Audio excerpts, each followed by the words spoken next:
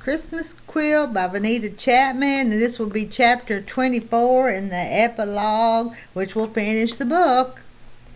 Annie sat in her sewing room on Christmas Eve, grateful she had a few free hours to put the binding around Leah's quilt.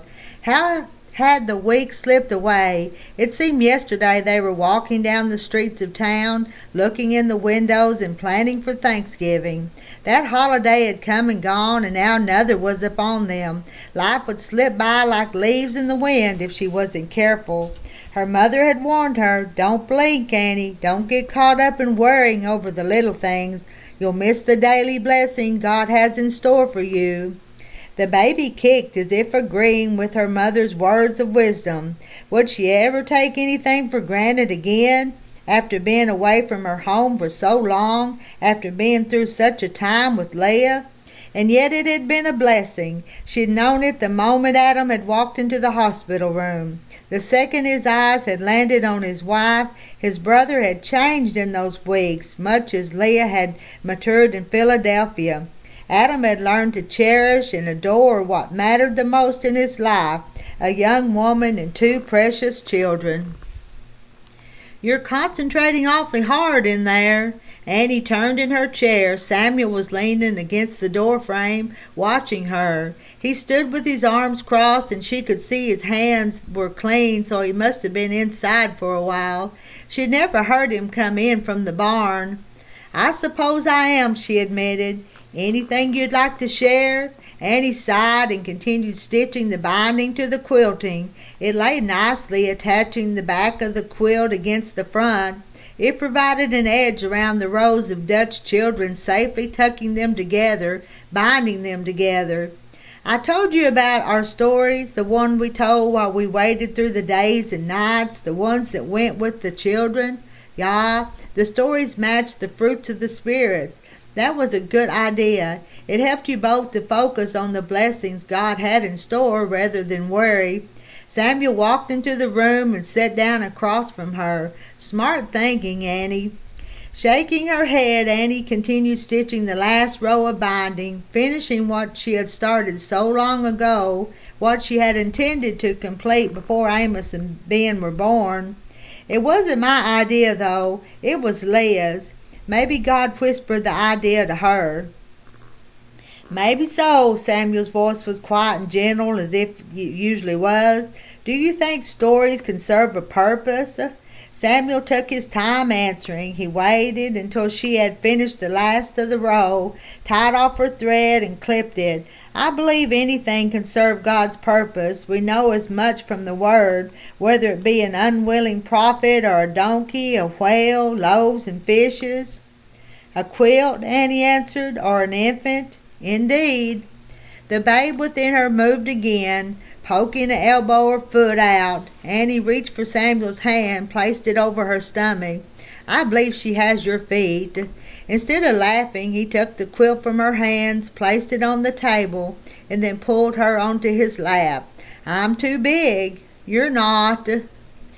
"I am. I've gained 3 pounds this month, and I'm glad." Annie laughed and wrapped her arms around his neck, burrowing into his embrace.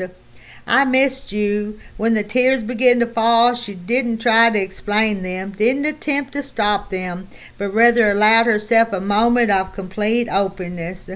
Instead of questioning her, Samuel unpinned her cap, placed it beside the quilt, and ran his fingers through her hair, loosening the curls.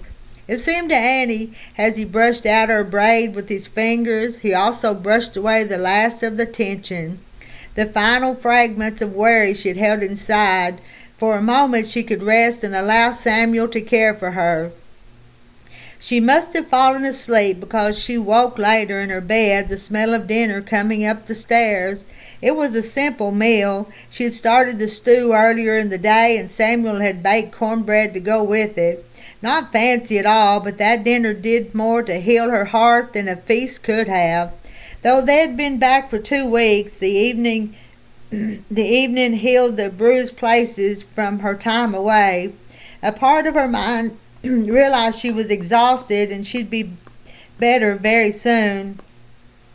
Another part kept turning over the idea that this was their last Christmas Eve alone. Next year it would be the three at their table, and God willing, perhaps more in coming years. For this evening, with the candlelight in the windows, her husband sitting across from her, and Leah's finished quilt upstairs, ready to give Annie knew the peace of Christmas. Leah sat in her living room, uncomfortable that she wasn't helping clean up the dishes from their holiday meal, the meal they'd shared on second Christmas, the day after the official Christmas celebration. Yesterday she and Adam had spent alone, reading the scripture and enjoying the holiness of the day with their boys. Today was a day for family and for the giving of gifts. Then Ben began fussing, and Jacob quickly handed him over. "I believe he wants you, ma'am. Maybe it's time to eat." "Nah, rocking him will settle him down. His dad has spoiled him already." "Guilty," Adam agreed from the checkerboard, where he was apparently losing to Zeke. "He'll be free to rock the baby in a minute, Leah. He's about to be beaten again." Leah didn't hear what Adam said in reply, but Zeke's laughter was all she needed. It did her heart a good turn to see genuine smiles on the faces of Rachel's boys. And was Uncle Eli the one to thank for that? She couldn't be sure, but it would seem from the attentiveness he paid to Rachel, possibly an announcement would be coming soon. Theirs wouldn't be the first wedding plans to occur in this family around Christmas. "Such a small one," Jacob was saying. "I believe I've caught bigger fish." "Dad," Charity's voice rose in warning, but Leah quickly assured them both. Adam says the same, though both boys are now well over 6 pounds. 6? It's a miracle, that's what it is. Rebecca wiped her hands on a dish towel as she ushered Annie, Reba, and Rachel into the living room. How they'd managed to bring the Christmas meal to Leah and Adam's house, plus serve it there when they barely had enough dishes for the two of them, Leah didn't know, but they had done it, and she was grateful. She hadn't wanted to take Amos and Ben out in the snow, even if it was only a dusting, and there was little wind. Dr. Kamal, Samuel, and Annie had all thought indoors was best for the first month, though having family in the room was fine as long as no one was sick. Leah looked around and realized that though she missed her parents, brothers, and sisters in Wisconsin, this was her family now, and they meant everything to her. They'd support her, Adam, and the boys through the months and years ahead. Adam's gaze met hers, a smile playing on his lips. He did that a lot lately. It was as if he was looking for chances to show how much he cared. It caught her off guard sometimes. It reminded her of when they were courting, and she found herself taking extra time when she combed her hair or dressed in the morning. Now she found herself resting during the day so that she could have the energy to stay up and talk with Adam in the evening. Those moments with her husband were precious, and she was determined to guard them. "I believe it's gift-giving time," Jacob said, standing and using his cane for support. He looked slowly around the room, his eyes lingering on each one. Their numbers had grown this year, not only because of 2 additional babes, but Trent was also included. He had agreed to the terms set by the bishop. The year ahead would be difficult, but they would all pray for him and encourage him. If he made it through the adjustment period of leaving behind the technological advances he'd need to give up, then he and Reba could marry the following October. David was also there with Charity, which surprised no one. Perhaps the fall would include another double wedding, or even 3 if the things she heard about Rachel and Eli were true. From the way Rachel had softened, it seemed love could pass your way even if after you'd traveled quite a long distance down life's road. Jacob cleared his throat and continued, "Let us not forget, as we give these gifts of love, the reason we give. On this day so many years ago, God shared his grace with each of us in Christ Jesus. This is why we celebrate." Leah noticed a smile pass around the room between each person, like bread passed on a platter. Jacob never preached, but he always reminded. He was a kind and gentle guidance. We are especially thankful this day for the gift of Amos and Ben. Each of you are responsible for praying for these precious kin, and also for helping raise them. For children need an entire family, not merely a mom and dad. They need uncles and aunties and cousins as well. There was some laughter now as each person began whispering plans. Leah heard some of them, plans to teach her boys to fish or to ride a pony. She closed her eyes and heard their words, blessings upon her children, and they were better than any material gifts that might be given. Jacob held up his hands. We will add at least one other before we meet for Christmas celebration again. Samuel stood behind Annie. He leaned forward and whispered something in her ear. Perhaps more. Jacob's expression turned serious as he looked first toward Trent, then David, and finally Rachel. It would seem he knew well what was going on within the family. Remember, pray for one another. We accept and believe prayers are mighty and powerful things. They are indeed.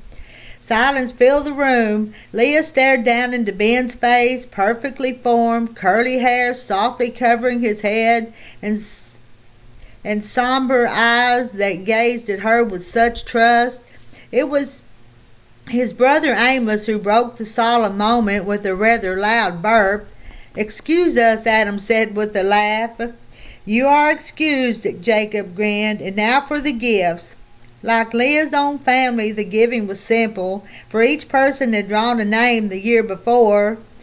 Her sons, though received small items from everyone there, and she found her heart filling with such gratitude that tears threatened once more. When Annie slipped her gift on top of the pile, Leah handed her Amos and reached for the quilt. "You finished it?" "Yeah, added the binding and label on Christmas Eve." "It's beautiful, Annie." They both stared down at the 5 Dutch boys, 3 girls, and the single heart, the 9 gifts of the Spirit. Realizing it was futile to try to put all she was feeling into words, she stood and embraced her best friend. "I love you." "And I you. Now go place this on the crib while you open Adam's gifts." Leah turned to her husband in surprise. They had no money for gift giving. She had knitted him a scarf before she left for the hospital in Lewistown, but how had he? "All those nights I was alone, I needed, that is to say, I wanted something to do." Adam sat beside her. "This was a way to put all my missing you into something constructive." Leah accepted the large shopping bag and removed the tissue paper. Inside was a beautifully made flower box and 3 packages of seeds. "We'll put it outside the bedroom window. I asked you long ago, and I said there was no time to make such frivolous things or to stand and watch the birds and butterflies that would come to it." Adam ran his thumb over the back of her hand, and it seemed for a moment it was only the 2 of them, in the middle of their living room, even though it was full of people. "I'd like to ask your forgiveness for that now." "You don't, but I do. I was wrong about that, as well as a few other things. It only takes a few minutes to look out a window, Leah, to appreciate what God has given. It's important to do so. And I thank you for teaching me as much." She didn't realize she was crying until he reached forward and brushed away her tears. For somewhere across the room, Ben let out a howl, followed by laughter from their guests. "My son has healthy lungs." "He does, Adam." Though the boys still had a little ways to go and would need to be watched closely for a few months, it was the best Christmas Leah ever had. When they cleaned up and everyone had left, she stood in the doorway, Adam's arms around her waist, watching them drive away. It was amazing. She didn't feel even a little lonely. She felt as if she'd been covered in love.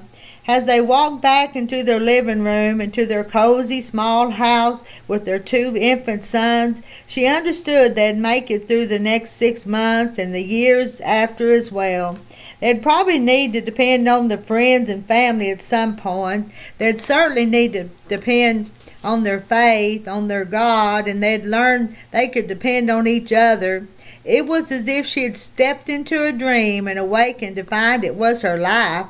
Perhaps not all perfect, certainly not all happiness and roses, but all as God intended, which was enough to bring peace to her heart. That's the end, and there's the epilogue. So epilogue's late March. Annie was grateful Samuel stayed near her side, though she had been through many births in the past several years, and certainly Leah's had been the most traumatic. She was finding none of those compared to her own.